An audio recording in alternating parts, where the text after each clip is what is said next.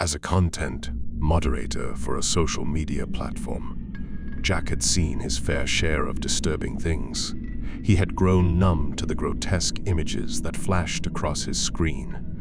That was until he stumbled onto a live murder on the dark web. The site was notorious for its depraved content, but nothing could have prepared Jack for what he saw. The video opened with a grainy shot of a dimly lit room. The only source of light came from a flickering lamp in the corner. In the center of the room, a woman was tied to a chair. Her face was obscured by a hood, but Jack could hear her muffled screams. He tried to look away, but he was paralyzed with fear.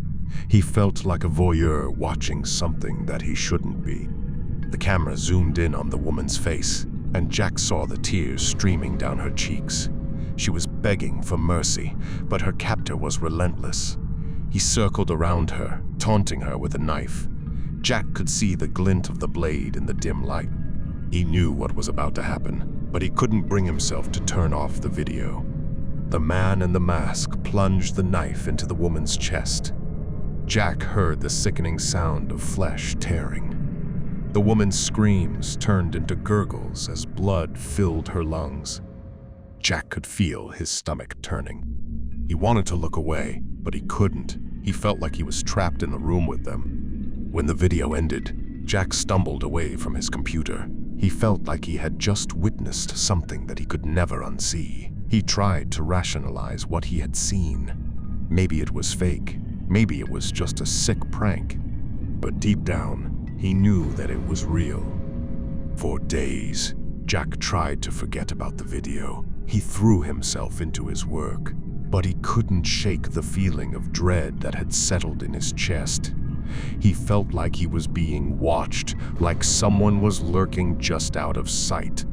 One night, he was scrolling through his social media feed when he saw a message from an anonymous user. It was a link to a site he recognized, the same site where he had watched the murder. He felt his heart rate spike.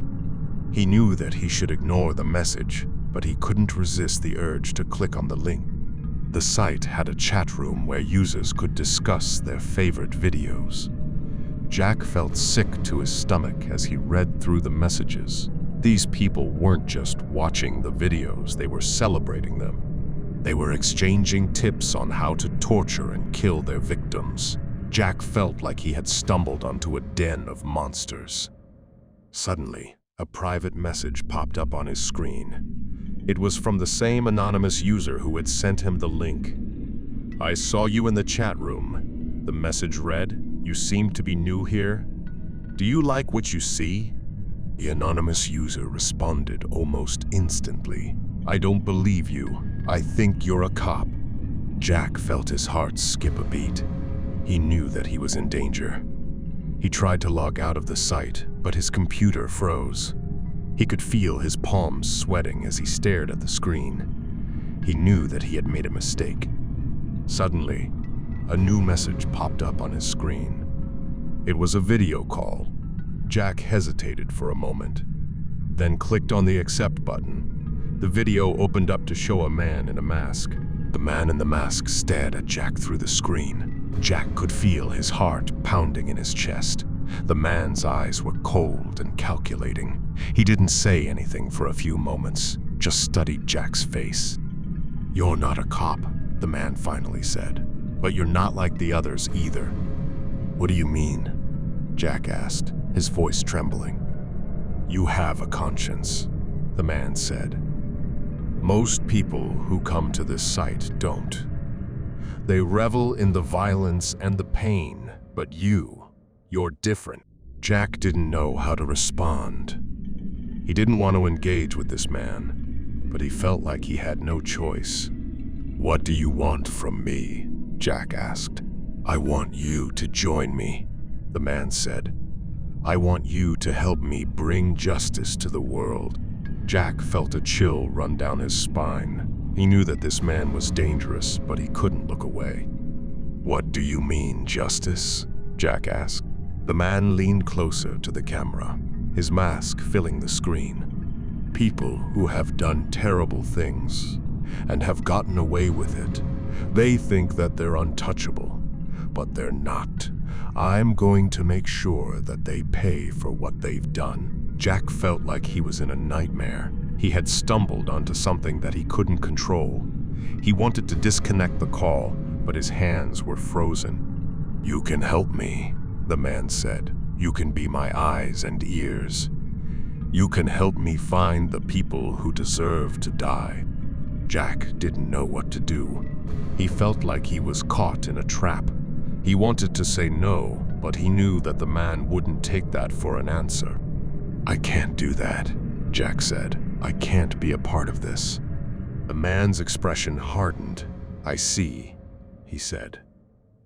"Well, that's too bad.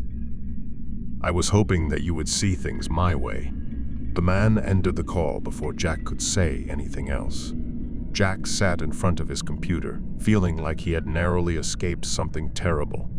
He knew that he needed to report what had happened, but he didn't know who to turn to. That night, Jack was awoken by a noise in his apartment.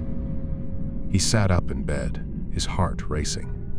He tried to convince himself that it was just his imagination, but he couldn't shake the feeling that he was being watched. He got out of bed and crept through his apartment, searching for the source of the noise. He turned on all the lights, but he couldn't find anything out of place. Just as he was about to go back to bed, he heard a sound coming from the front door. He approached the door slowly, his heart pounding in his chest. He could hear someone breathing on the other side.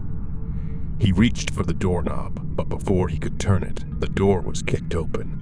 The man in the mask stood in the doorway, a knife in his hand. Jack tried to run, but the man was too fast.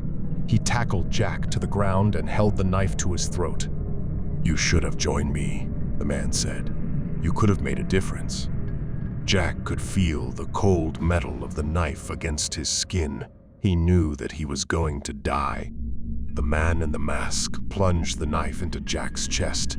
Jack felt a searing pain as the blade tore through his flesh.